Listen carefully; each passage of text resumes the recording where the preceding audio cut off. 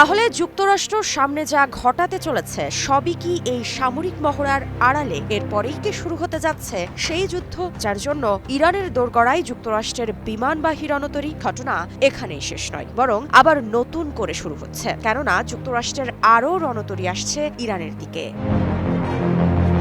যুক্তরাষ্ট্রের বিমানবাহী রণতরী USS Abraham Lincoln অঞ্চলটিতে পৌঁছানোর পর থেকেই আঞ্চলিক আকাশ ও সমুদ্র যেন এক অদৃশ্য যুদ্ধক্ষেত্রে রূপ নিয়েছে। আকাশে যুদ্ধবিমান, ঘাঁটিতে মোতায়েন সেনারা এবং সমুদ্রে চলমান মহড়া সব মিলিয়ে দৃশ্যপট এমন যেন যুদ্ধের মঞ্চ প্রস্তুত, শুধু পর্দা ওঠার অপেক্ষা।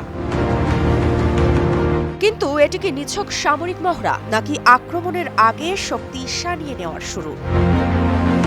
ইতিহাস দেখিয়েছে, বড় ধরনের অভিযান শুরু করার আগে যুক্তরাষ্ট্র নিয়মিতভাবে সিমুলেশন চালায়। ভেনেজুয়েলার সম্ভাব্য অপারেশনের আগে যেমন ডামি কাঠামো বানিয়ে প্রশিক্ষণ দেওয়া হয়েছিল, এখন মধ্যপ্রাচ্যে যা হচ্ছে তার সঙ্গে সেই অভিজ্ঞতার মিল ধরা পড়ছে বিশ্লেষকদের চোখে।